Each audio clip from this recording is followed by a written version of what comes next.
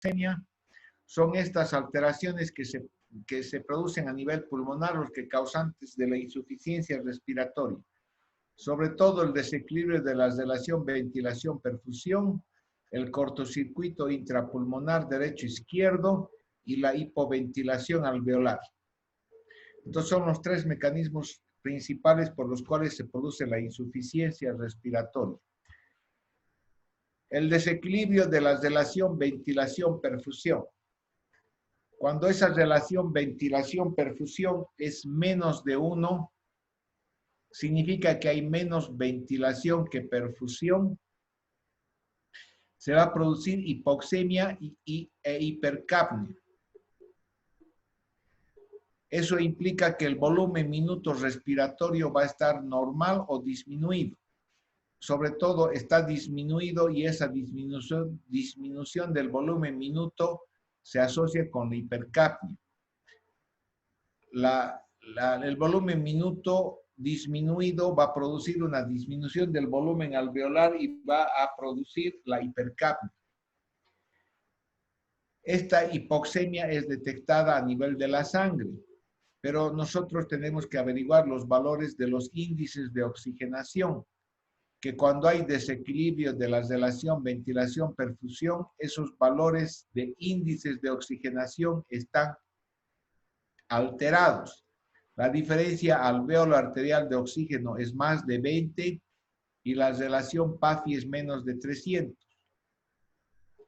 Estos dos índices de oxigenación alterados les van a indicar a ustedes que existe una alteración a nivel de la función pulmonar, un trastorno a nivel del parénquima pulmonar que está impidiendo un adecuado intercambio gaseoso.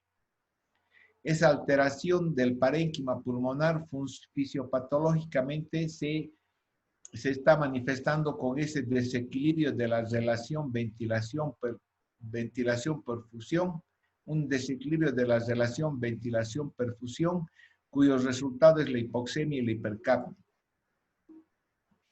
Como todavía hay ventilación, hay una ventilación disminuida, pero existe ventilación, esta hipoxemia suele corregirse parcialmente o a veces totalmente con la administración de oxígeno. Esa es una característica de esta alteración, que se corrige con la administración de oxigenoterapia. Ejemplos típicos de esta alteración son el EPOC, el asma y a veces una neumonía que no es muy severa. Otro mecanismo de hipoxemia es el cortocircuito intrapulmonar derecha-izquierda, la presencia de shunt intrapulmonar derecha-izquierda, donde la relación ventilación-perfusión es igual a 0. Eso significa que hay unidades alveolares, unidades alveolo-capilares, unidades alveolares donde no existe ventilación, pero sí existe perfusión. Entonces la sangre pasa por unidades alveolares sin ventilación. La sangre venosa pasa por unidades alveolares sin ventilación. Y obviamente no se oxigena nada y se mezcla con sangre que ha pasado por unidades alveolares donde se ha producido oxigenación, intercambio gaseoso. Pero esta mezcla de sangre oxigenada con sangre venosa sin oxigenación hace que se produzca una disminución de la sangre final. Este es el mecanismo por el cual se produce la hipoxemia en las patologías donde existe cortocircuito intrapulmonar. Obviamente, esta hipoxemia induce a veces a que aumente el volumen minuto respiratorio. Al aumentar el volumen minuto respiratorio, el paciente presenta taquipnea, respira más seguido y la PCO2 inicialmente puede estar baja porque el paciente está hiperventilando o estar normal o en circunstancias ya avanzadas está elevada. Está elevada cuando el paciente ya se está agotando, se está cansando.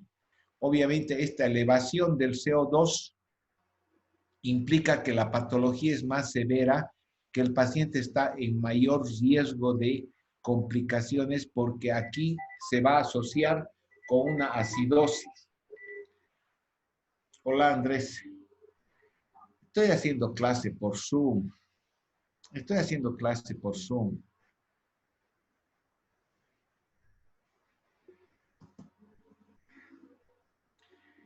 Van a disculpar.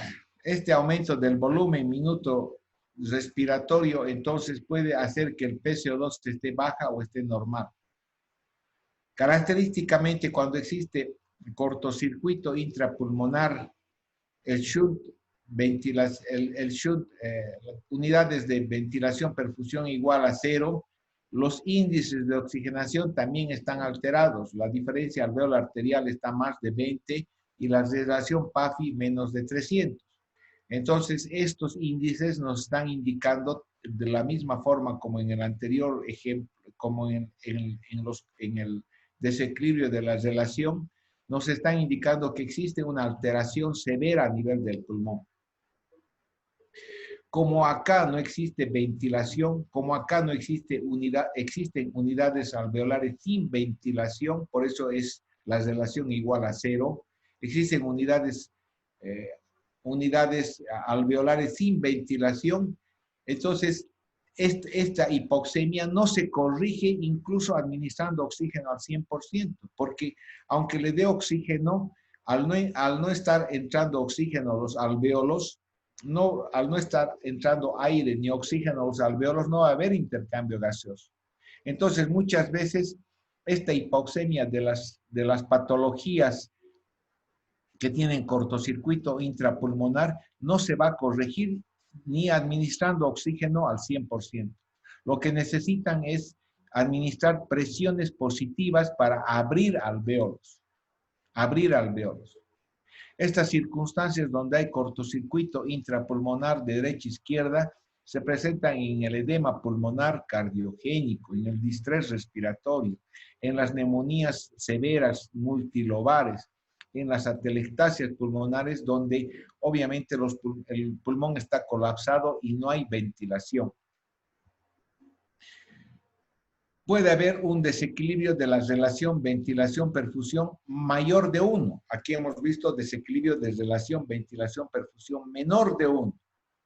Aquí hemos visto una relación desequilibrio con relación ventilación igual a 0. Aquí estamos viendo un desequilibrio de relación ventilación-perfusión mayor de 1. Eso significa que hay más ventilación que perfusión. Eso se llama espacio muerto. Obviamente, al haber menos sangre que ventilación, también no va a haber un adecuado intercambio gaseoso. Entonces, se va a producir también hipoxemia. Y el PCO2, el volumen minuto respiratorio va a estar normal o disminuido. Esto hace que el PCO2 esté normal o elevado. Al estar disminuido el volumen minuto respiratorio, disminuye también el volumen alveolar y por lo tanto el PCO2 se eleva.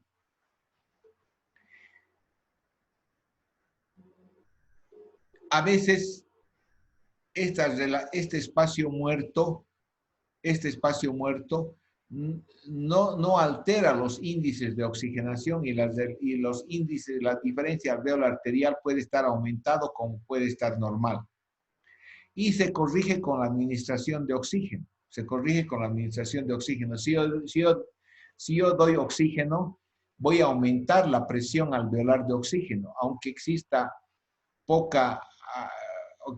ventilación, va a haber mayor presión alveolar de oxígeno. Y aunque exista poca sangre, esa mayor presión alveolar de oxígeno va a oxigenar más esta escasa cantidad de sangre y va a mejorar la oxigenación. Ejemplos de este desequilibrio de relación con espacio muerto con BQ más de 1 es el tromboembolismo pulmonar y estados de hipovolemia severas. Otros mecanismos de hipoxemia es la hipoventilación alveolar. La hipoventilación alveolar podría considerarse también como una forma de desequilibrio de la relación ventilación-perfusión como espacio muerto. Pero este desequilibrio de la relación ventilación-perfusión se produce en zonas determinadas del pulmón, no se produce a todo nivel, mientras que la hipoventilación alveolar se relaciona a un fenómeno que afecta a todo el pulmón y básicamente se asocia con hipercapnia e hipoxemia. La hipoventilación alveolar implica una disminución del volumen minuto respiratorio. El paciente respira menos y por tanto va a haber una disminución del volumen alveolar. Y característicamente lo primero que va a haber va a ser hipercapnia. Como el parénquima pulmonar está normal, es posible que los índices de oxigenación, la diferencia alveolar arterial de oxígeno esté normal, menos de 20. Y si yo administro oxígeno, voy a corregir la hipoxemia, pero no la hipercapnia. El poco aire que va a introducir el individuo, el poco aire que mete el individuo si está enriquecido con oxígeno, va a corregir la hipoxemia. Pero ese aire no va a ser suficiente para corregir el nivel elevado de CO2, porque se va a mantener la hipercapnia, va a corregir la hipoxemia, pero no va a corregir la hipercapnia, porque el volumen minuto va a estar disminuido. Y el volumen minuto disminuido, al disminuir el volumen alveolar, va a hacer que persista la hipercapnia. Ejemplos de estas patologías son enfermedades que deprimen el sistema nervioso central, que hacen que el individuo hipoventile. Enfermedades del sistema nervioso, de la unión neuromuscular, problemas musculares que hacen que el individuo tenga que respirar menos. Alteraciones de la caja torácica, la obstrucción de la vía aérea superior principal. Situaciones donde el individuo mete menos aire que lo normal. Por eso se produce hipoventilación alveolar. Otra lesión que produce hipoxemia es una alteración de la difusión alveolo-capilar. Hay una adecuada ventilación, hay una adecuada perfusión, pero hay un engrosamiento de la membrana alveolo-capilar, del intersticio pulmonar. Entonces, el espacio que tiene que atravesar las moléculas de oxígeno y del CO2 para ir del alveolo al capilar o del capilar al alveolo está engrosado. Existe una limitación a la difusión alveolo-capilar de oxígeno y de CO2. Obviamente, esto se asocia con hipoxemia que aumenta con el ejercicio. Y la PCO2 puede estar normal o disminuido. Debemos recordar que la PCO2, el CO2 es una molécula 20 veces más difusible que el oxígeno. Entonces, más fácilmente puede difundir incluso a través de espacios intersticiales engrosados. Al tener hipoxemia, el individuo puede aumentar el volumen minuto respiratorio. Son individuos que viven con una taquipnea, una frecuencia respiratoria elevada entre 25 y 30 por minuto. Entonces, al aumentar el volumen minuto, aumentan el volumen alveolar y la PCO2 está normal o disminuida. Sin embargo, la diferencia alveolar arterial de oxígeno está aumentada porque existe una alteración en la difusión alveolar arterial de oxígeno. Se corrige con la administración de oxígeno. Ejemplos de estas alteraciones es la fibrosis pulmonar y los ambientes a grandes alturas. Obviamente, en el ambiente a grandes alturas no existe una fibrosis pulmonar, sino existe una limitación en la difusión porque hay menor presión alveolar de oxígeno. Podría decirse que el ambiente a grandes alturas podría ser una hipoventilación alveolar, pero no es en grandes alturas no están hipoventilando. A grandes alturas lo que más bien uno hace es hiperventilar.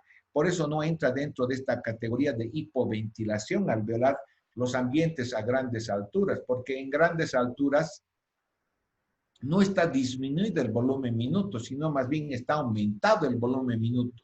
Está aumentado el volumen minuto porque estamos con taquipnea. Pero al estar la presión alveolar de oxígeno muy disminuido, entonces existe una limitación en la difusión de oxígeno porque la presión, la diferencia de presión entre el alveolo y entre el alveolo y el capilar de oxígeno está disminuida. En vez de tener 84 de presión alveolar de oxígeno a 5.000 metros, es posible que tengamos 50 de presión alveolar de oxígeno. Entonces, la diferencia entre 50 de presión alveolar de oxígeno y 45 en la presión venosa existe una diferencia solamente de 5. Entonces, esa diferencia de 5 hace que exista una disminución, una limitación en la difusión de oxígeno. Por eso es que el ambiente a grandes alturas está dentro de este grupo de la limitación de la difusión, no porque exista una fibrosis en el pulmón, sino porque existe una disminución en la diferencia de presiones entre el alveolo y el capilar de oxígeno. Tenemos que aprender a diferenciar entre lo que es la hipoxia y la hipoxemia. La hipoxia es el aporte insuficiente de oxígeno a los tejidos, mientras que la hipoxemia es la disminución del oxígeno, de la PO2 en la sangre. Es la disminución de la presión parcial de oxígeno en la sangre, la hipoxemia. No todas las hipoxemias se asocian con hipoxia. Ahora, no todas las hipoxias son producidas por hipoxemia. Hay otras causas de hipoxia también. Por ejemplo, cuando hay una disminución severa de la PO2 y de la saturación, obviamente va a haber hipoxemia. Se llama hipoxia hipoxémica. Pero puede haber cuadros de anemia severa, donde hay una disminución de la hemoglobina, del contenido arterial de oxígeno. O puede haber intoxicación por monóxido de carbono que interfiere con el transporte de oxígeno. Yo puedo tener en la intoxicación por monóxido de carbono una PO2 de 100 y tener una hipoxia anémica. ¿Por qué? Porque la hemoglobina no está en la intoxicación por monóxido de carbono, se produce carboxihemoglobina y la hemoglobina está ocupada por el monóxido de carbono. Y yo mido la oxigenación en la sangre y me da una PO2 de 100, porque está midiendo la presión parcial de oxígeno, mientras que la hemoglobina está completamente saturada con el monóxido de carbono. Entonces yo puedo tener hipoxia anémica sin tener hipoxemia. Puede haber una disminución del gasto cardíaco con disminución del transporte de oxígeno. O puede haber una obstrucción arterial localizada, una embolia que tapa la arteria femoral y obtener una hipoxia circulatoria. Estados de shock con una disminución severa del gasto cardíaco pueden producir hipoxia circulatoria sin estar asociados con hipoxemia, con baja en el PO2 en la sangre. Por eso es que la hipoxia no es sinónimo de hipoxemia. Puede haber hipoxia disóxica. Eso significa una mala utilización de oxígeno en los tejidos en los estados de shock de sepsis. En los estados de sepsis se producen cortocircuitos arteriovenosos que conectan directamente las arteriolas con las vénulas y la sangre pasa de las arteriolas a las vénulas sin pasar por los capilares. Entonces los tejidos no tienen la capacidad de extraer el oxígeno. En las intoxicaciones por cianuro, el cianuro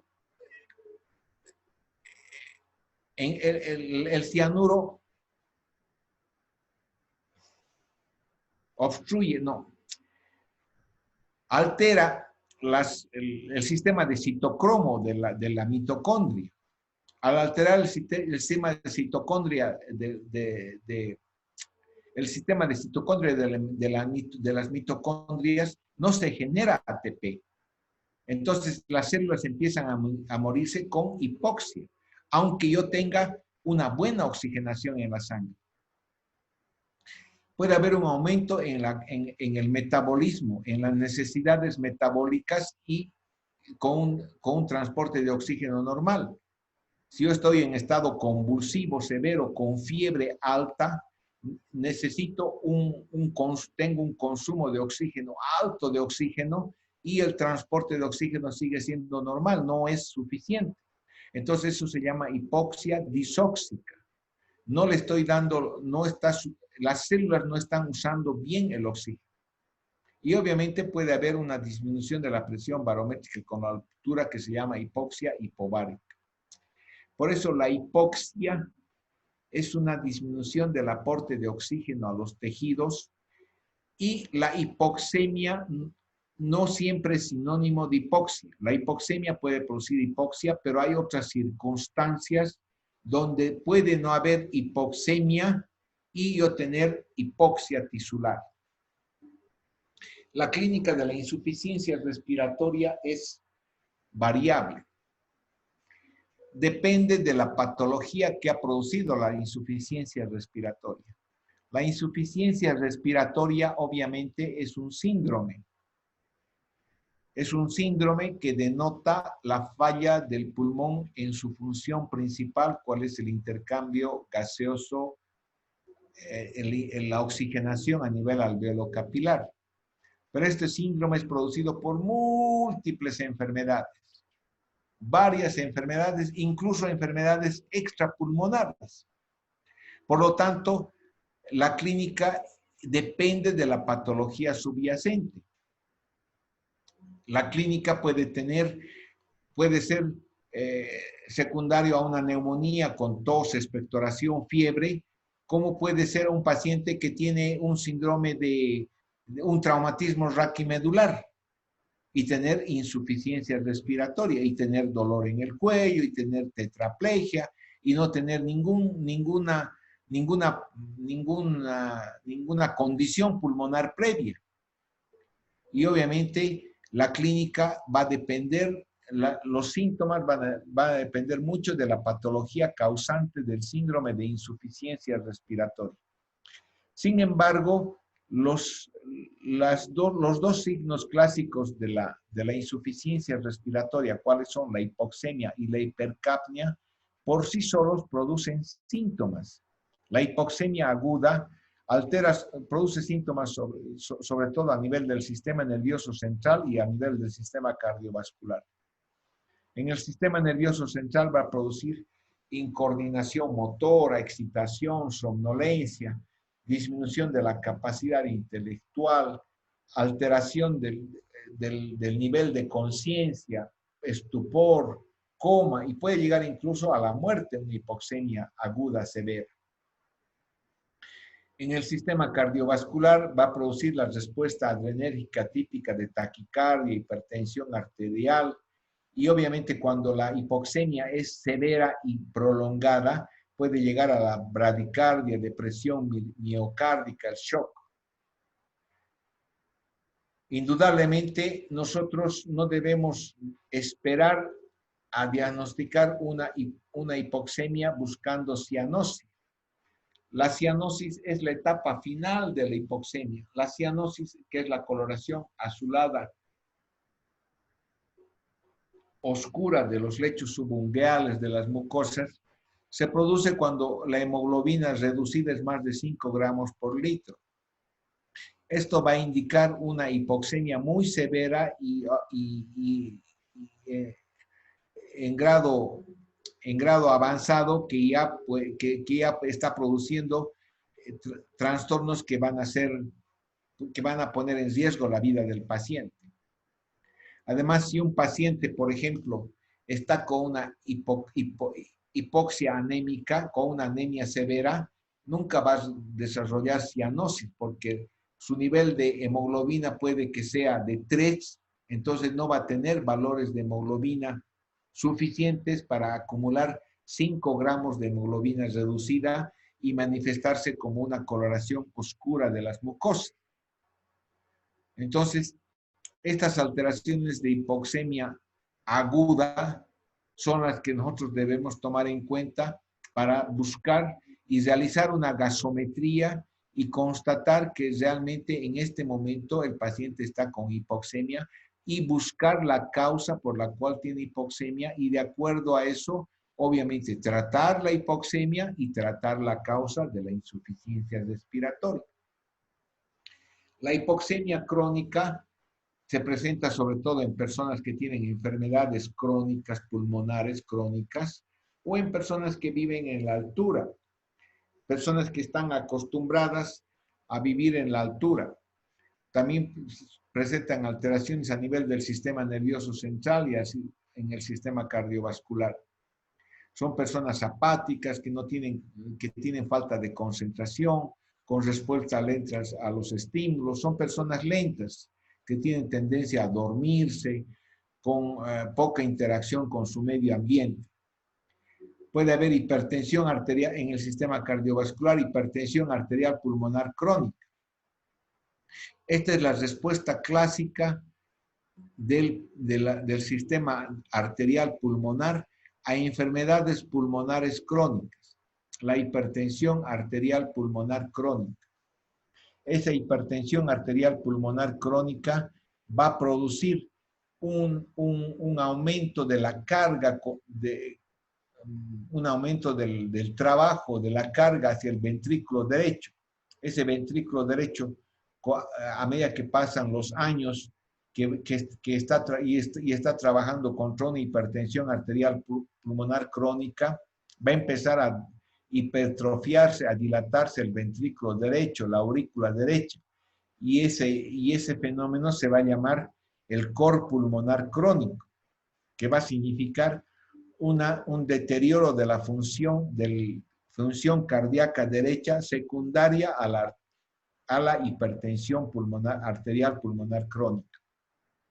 Este cor pulmonar crónico se va a manifestar indudablemente con datos de insuficiencia cardíaca derecha, con ingurgitación yugular, con hepatomegalia, con edemas periféricos, con ese aspecto pletórico del individuo, congestivo, grueso, y indudablemente la hipoxemia crónica va a inducir a la respuesta de la generación de glóbulos rojos y a la producción de poliglobulia.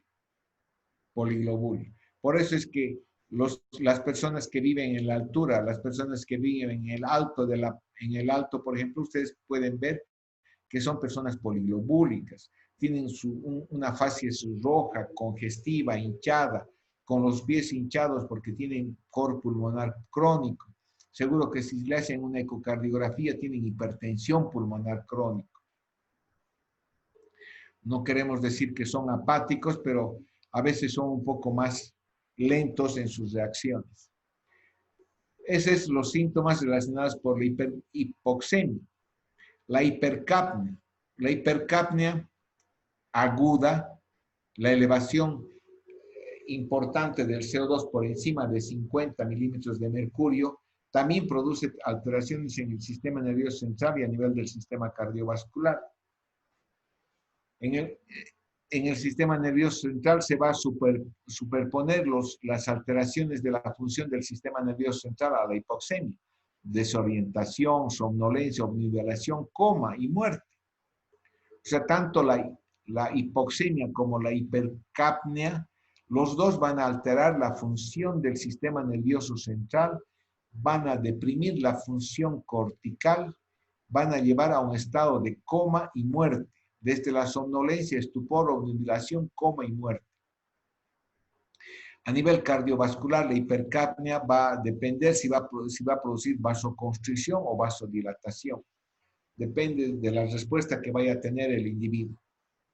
Típicamente, ustedes van a ver a veces pacientes que tienen sudoración facial y en la parte anterior del tórax.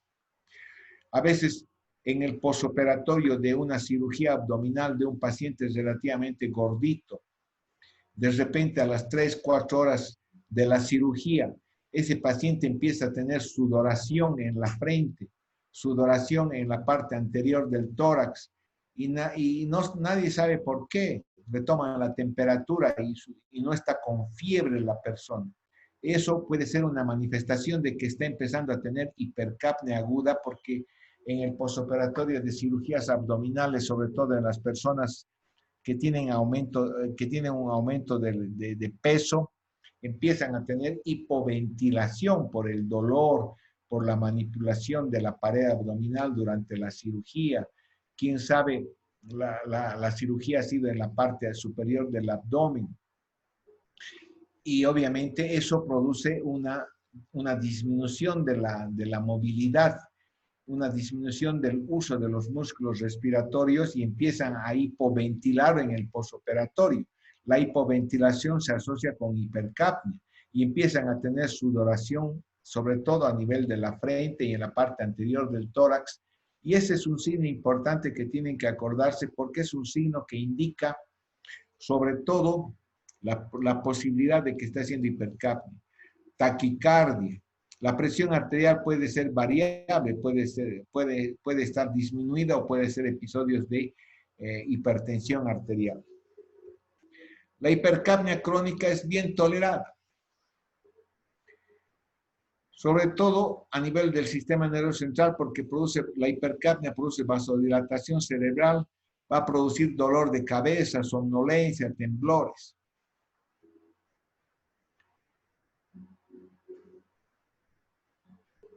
Entonces, en una insuficiencia respiratoria, ¿cómo vamos a manejar una insuficiencia respiratoria?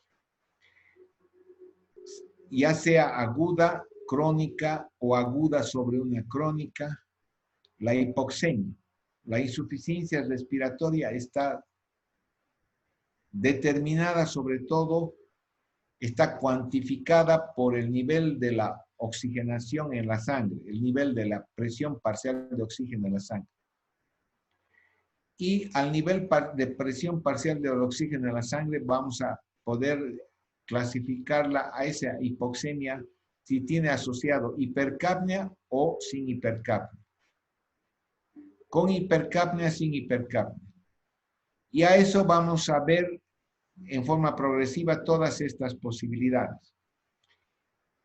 Con hipercapnia y parénquima pulmonar sano, con hipercapnia y parénquima pulmonar enfermo, sin hipercapnia con enfermedad pulmonar crónica, sin hipercapnia con enfermedad pulmonar aguda. Obviamente hay múltiples enfermedades. Si yo tengo hipoxemia, insuficiencia respiratoria con una PO2 menos de 50, con hipercapnia, o sea, significa que la PCO2 también está más de 50, y el parénquima pulmonar está sano, o sea, no hay enfermedad del pulmón. Entonces debo buscar causas fuera del pulmón que están produciendo una disminución de la ventilación. Enfermedades del sistema nervioso central, intoxicaciones, sedación, enfermedades neuromusculares, trastornos de la caja torácica, obstrucción de la vía aérea principal. Enfermedades por fuera de los pulmones, porque en este momento hemos determinado que el parénquima pulmonar está sano. Sobredosis de sedantes. Un individuo al que le han dado 10 miligramos de diazepam o 15 miligramos de midazolam. Entonces, ese individuo va a tener insuficiencia respiratoria hipoxémica hipercápnica con un parénquima pulmonar sano. La causa es una hipoventilación alveolar, una disminución de la ventilación. Pacientes que están en coma por lesión del sistema nervioso central, que tienen un accidente cerebrovascular o un traumatismo cráneoencefálico severo, apnea del sueño, enfermedades de las vías nerviosas o de la médula, como el Guillain-Barré, tétanos o el trauma raquimedular con sección medular. Todas estas enfermedades agudas van a producir una disminución de la fuerza muscular. Disminución de la fuerza muscular. Por lo tanto, el individuo va a hipoventilar. Va a tener hipoxemia e hipercapnia. En forma crónica, la esclerosis múltiple, la enfermedad de Parkinson. La enfermedad de la unión neuromotora o a nivel de los músculos, que también produce debilidad, fatiga de los músculos respiratorios. Lo más típico y lo más frecuente de observar es la intoxicación por órgano fosforado. Es algo que van a ver frecuentemente. El órgano fosforado son químicos que usan son químicos que usan los campesinos como pesticidas. El Perfectium, Malatium, una serie de pesticidas que usan en sus cultivos para matar los bichos que atacan a la papa. Son gusanos que atacan a la papa. Papa hampis lo llaman. Entonces, estos pesticidas son organofosforados. En las ciudades tenemos los carbamatos. Los carbamatos son los raticidas. Raticidas que usan en polvo para, obviamente, matar las ratas. Y ustedes pueden ir al mercado, ahí La Pampa, y ven en las carretillas, para matar ratas venden a 2 pesos los sobres, raticidas. Hay a una chica le deja su novio, va a la carretilla de la cancha, con 2 pesos se compra un raticida, va a su casa y se toma. Es la forma como solucionan sus desavenencias amorosas. Con 2 pesos de un carbamato, un raticida en la carretilla del mercado La Pampa. Estos órganos fosforados, carbamatos, lo que hacen es inhibir a la colinesterasa. La colinesterasa es primero nosotros tenemos en la unión neuromotora, en la unión entre el sistema nervioso y los músculos, el neurotransmisor es la acetilcolina. Toda vez que se transmite un impulso nervioso de los nervios a los músculos para que induzca la contracción muscular, se secreta vesículas con acetilcolina en las uniones sinápticas, postsinápticas. Esa acetilcolina va hacia los músculos, se une con los receptores y produce la contracción muscular. Y en condiciones normales nosotros tenemos colinesterasa en las uniones neuromusculares. La colinesterasa agarra y metaboliza la acetilcolina y nuestros músculos quedan liberados de la acetilcolina y nuevamente esperan otro nuevo estímulo para contraerse. Pero cuando existe intoxicación por órgano fosforado por carbamatos, estas sustancias químicas inhiben la colinesterasa. Entonces, la acetilcolina se queda en la unión neuromuscular. La acetilcolina se queda en los receptores musculares. Entonces, estos receptores musculares se quedan contraídos. Entonces, se quedan, ya no tienen receptores para una nueva contracción. Entonces se produce una despolarización permanente de la unión de los músculos, porque existe un exceso de acetilcolina, una despolarización permanente de los músculos, porque no hay colinesterasa que esté metabolizando la acetilcolina. Entonces, al existir un exceso de acetilcolina, es como si estuviéramos dando relajante muscular. Los músculos se relajan completamente, se tetanizan y se relajan completamente. Entonces, obviamente, al no existir contracción muscular, el paciente empieza a tener disfunción de los músculos respiratorios, hipoventila y hace insuficiencia respiratoria hipoxémica hipercápnica, con un parénquima pulmonar sano. Hay otras patologías musculares como la miastenia gravis, las distrofias musculares, la polimiositis, que también se asocian con debilidad muscular. Alteraciones electrolíticas como la hipofosfatemia, la hipocalemia, la parálisis del diafragma. Enfermedades de la caja torácica, el traumatismo torácico, la tórax volante, la cifoescoliosis, la obstrucción severa de la vía aérea. El cuadro clínico es la enfermedad de base, asociado con los síntomas de hipoxemia y hipercapnia. La respiración paradojal abdominal. Respiración paradojal abdominal significa que durante la inspiración el abdomen se contrae, se entra hacia se mete en vez de salir. Hay uso de músculos accesorios de la respiración, aleteo nasal, tiraje intercostal, supraclavicular. Hay que medir la capacidad vital forzada. Cuando es menos de 15 cc por kilo peso indica una debilidad muscular importante. O medir la presión negativa inspiratoria máxima. Cuando es menor de menos 20 es también severo. En condiciones normales la presión negativa inspiratoria máxima es la capacidad que tenemos de succionar. ¿Con qué fuerza podemos succionar? Esa fuerza en condiciones normales es de 100 a 150, es una presión negativa de 100 a 150 centímetros. Cuando esa fuerza de succión es menor de menos 20, menos 15, menos 10, quiere decir que ese individuo no puede, no tiene contracción, no tiene fuerza muscular para succionar. El tratamiento es la enfermedad de base, el del TEC, del traumatismo, del órgano fosforado, el manejo de la vía aérea con la triple maniobra, la aspiración de las secreciones, intubación orotraqueal, oxigenoterapia, ventilación no invasiva o asistencia ventilatoria mecánica, dependiendo la gravedad del paciente. Podemos tener hipoxemia con hipercapnia y parénquima pulmonar enfermo.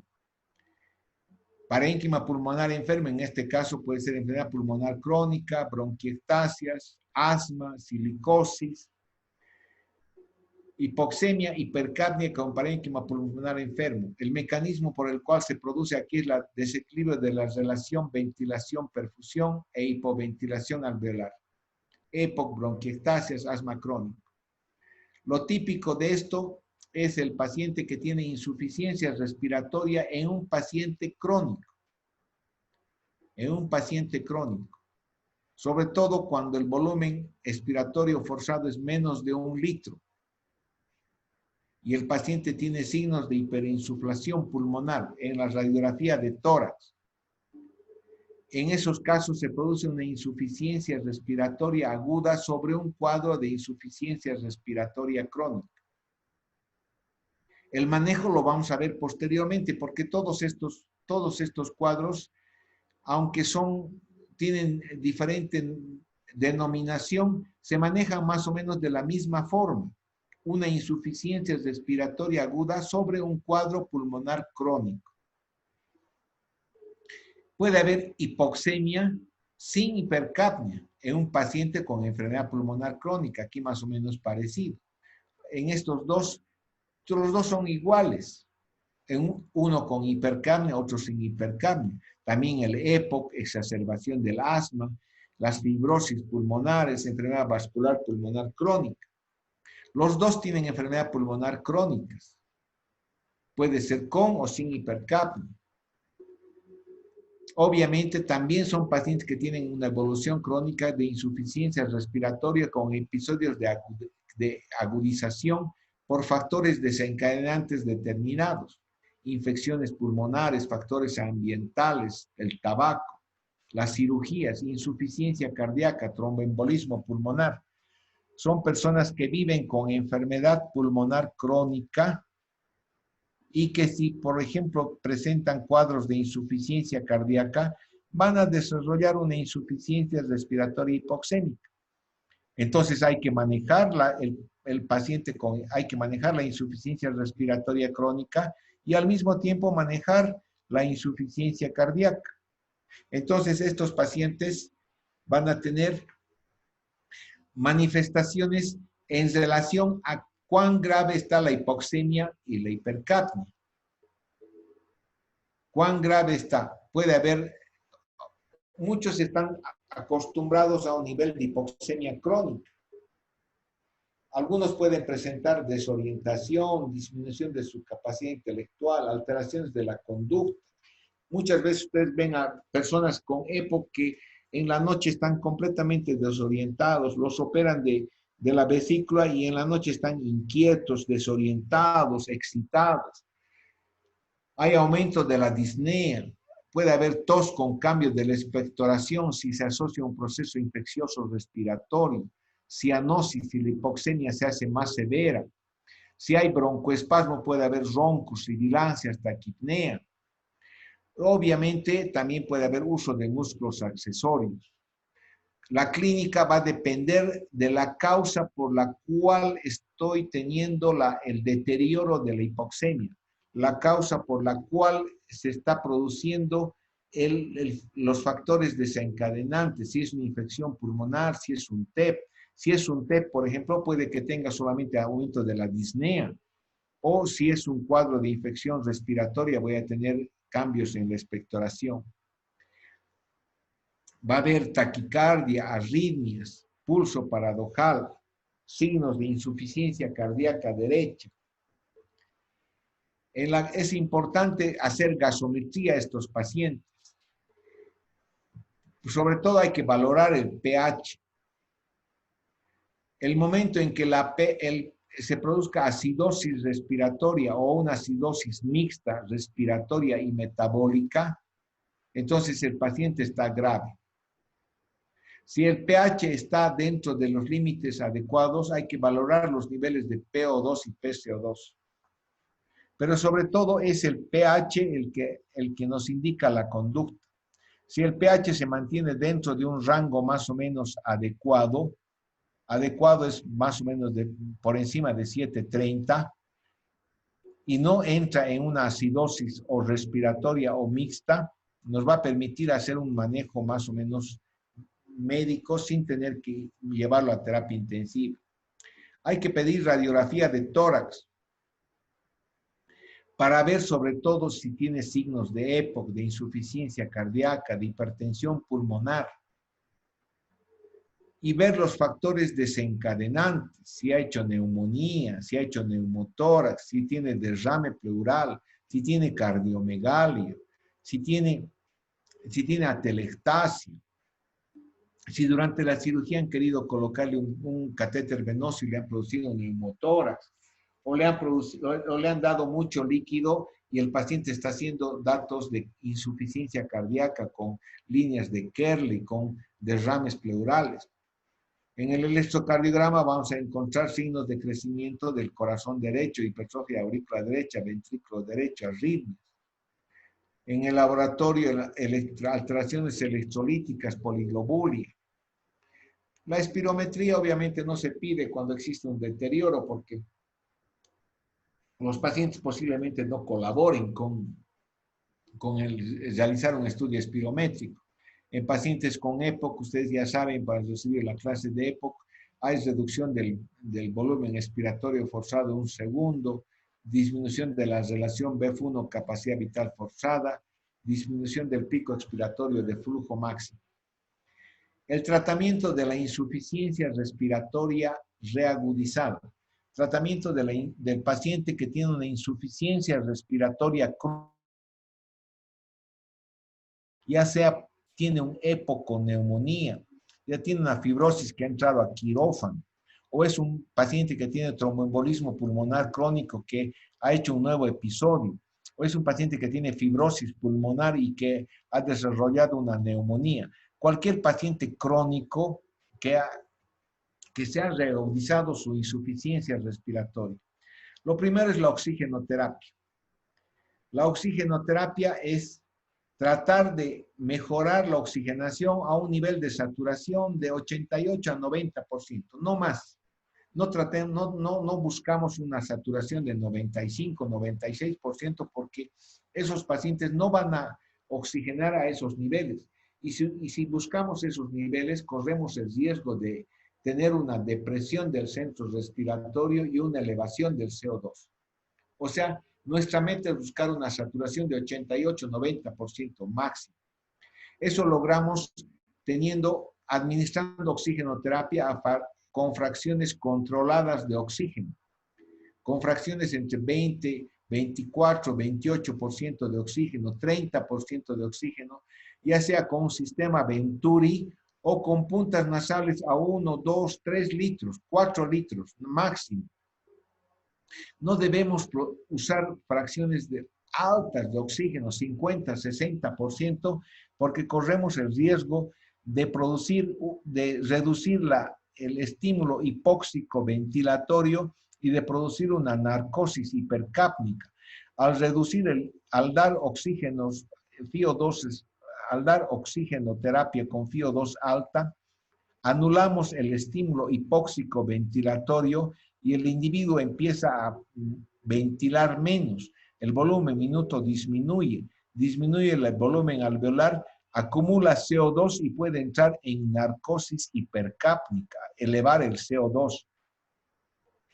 Una respuesta adecuada a la administración de oxígeno es lograr un aumento de la PO2 en 20 milímetros de mercurio y de la PCO2 solamente en 10 milímetros de mercurio. Si se eleva más de esto el CO2, hay que disminuir la FiO2, no suspender la oxigenoterapia. Disminuir, si estamos dándole 30, disminuir a 28 o de 28 a 24, pero nunca suspender la oxigenoterapia, porque en ese momento, si se eleva la PO2 y está entrando en narcosis hipercápnica y nosotros decidimos, uy, le estamos dando mucha FiO2, le quitamos el oxígeno, entonces en ese momento el individuo va a estar en hipercapnia y va a ser hipoxemia. Entonces va a estar en peores condiciones. Por lo tanto, cuando empieza a elevarse el CO2, producto de una administración exagerada de oxígeno, no hay que suspender la oxigenoterapia. Si obviamente esta oxigenoterapia no es suficiente para controlar la saturación, hay que hacer asistencia ventilatoria con ventilación no invasiva. Después de la oxigenoterapia hay que hacer fisioterapia, humidificación, aspiración de secreciones, hacer uso de broncodilatadores en nebulización o en inhalación, salbutamol, salmeterol, corticoides por vía sistémica o por vía inhalatoria.